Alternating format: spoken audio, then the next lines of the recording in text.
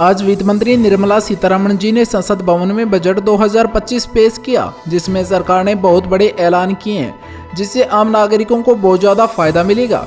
तो चलिए जानते हैं इस बजट के बारे में और आप लोगों को क्या क्या फायदा मिलेगा और क्या क्या ऐलान किया गया है। अब आपको 12 लाख रुपए की कमाई तक कोई टैक्स नहीं लगेगा। साथ ही नौकरी पेशा लोगों के लिए 75,000 रुपए स्टैंडर्ड डिडक्शन के साथ टैक्स लिमिट 12,75,000 रुपए की गई। अब बुजुर्गों के लिए टैक्स छूट डबल की गई। टीडीएस की सीमा बढ़ाकर 10 लाख रुपए तक की गई। 4 साल तक अपडेटेड आरटीआई भी भर सकेंगे। किराया आमदनी पर टीडीएस छूट 6 लाख रुपए तक की गई।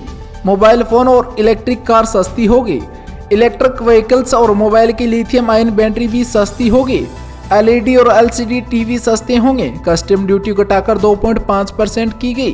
देश में अगले हफ्ते नया इनकम टैक्स बिल लाया जाएगा। 1 लाख करोड़ रुपए का अर्बन चैलेंज फंड बनेगा। शहरी क्षेत्र के गरीबों की आय बढ़ाने की योजना बनाई जाएगी। 1 लाख अधूरे घर पूरे होंगे। साथ ही 2025 में 40,000 नए मकान हैंडओवर किए जाएंगे। हर घर नल से जल पहुंचेगा। जल जीवन मिशन कार्यक्रम 2028 तक बढ़ाया गया। इस बजट में महिलाओं के लिए 2 बड़े ऐलान किए गए हैं, जिसमें पहला है SC/ST की एमएसएमई महिला उद्यमियों के लिए विशेष लोन योजना होगी। दूसरी, पहली बार उद्यमी बनने वाली महिलाओं को 2 करोड़ रुपए का टर्म लोन मिलेगा। इस बजट में बुजुर्गों के लिए भी 6 बड़े ऐलान किए गए हैं, जिसके अनुसार सीनियर सिटीजन के लिए टैक्स छूट 2 गुनी 50,000 रुपए से बढ़ाकर 1 लाख रुपए की गई। 36 जीवन रक्षक दवाएं पूरी तरह से टैक्स फ्री की गई। देश में 200 डे केयर कैंसर सेंटर बनेंगे। मेडिकल उपकरण और कैंसर की दवाएं सस्ती होगी। 6 जीवन रक्षक दवाओं पर कस्टम ड्यूटी 5% घटाई गई। 13 मरीज सहायता कार्यक्रम बेसिक कस्टम ड्यूटी से बाहर हुए। इसके साथ ही इस बजट में किसानों के लिए 11 बड़े ऐलान किए गए हैं, जिसके अंदर किसान क्रेडिट कार्ड की लिमिट 3 लाख रुपए से बढ़ाकर 5 लाख रुपए की गई। देश में पीएम धन धान्य कृषि योजना शुरू होगी, जिससे 100 जिलों को फायदा होगा। डेयरी और मछली पालन के लिए 5 लाख रुपए तक का लोन मिलेगा। समुद्री उत्पादन सस्ते होंगे। कस्टम ड्यूटी 30% से घटाकर 5% की गई। अंडमान निकोबार और गहरे समुद्र में मछली पकड़ने को बढ़ावा मिलेगा। बिहार के किसानों को मदद के लिए मखाना बोर्ड का गठन होगा। मिथिलांचल में पश्चिम कोसी नहर परियोजना शुरू होगी, जिससे 50,000 हेक्टेयर क्षेत्र के किसानों को फायदा होगा। दालों में आत्मनिर्भरता हासिल करने के लिए 6 साल का मिशन बनाया गया। Post payment bank payment service ग्रामीण योजनाओं में बढ़ाई जाएगी। कपास उत्पादन के लिए 5 साल की कार्य योजना बनाएगी, जिसमें प्रोडक्शन और मार्केटिंग पर फोकस रहेगा। असम के नाम रूप में नया यूरिया प्लांट बनेगा।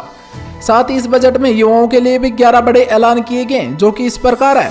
स्टार्टअप के लिए 10,000 करोड़ रुपए का फंड बनेगा। 500 करोड़ रुपए से 3 AI यानी आर्टिफिशियल इंटेलिजेंट एक्सीलेंट सेंटर बनेंगे। मेडिकल एजुकेशन में अगले 5 साल में 75,000 सीटें बढ़ेगी। देश में 23 IIT में 6500 सीटें बढ़ाई जाएगी। मेडिकल कॉलेज में 10,000 सीटें बढ़ेगी।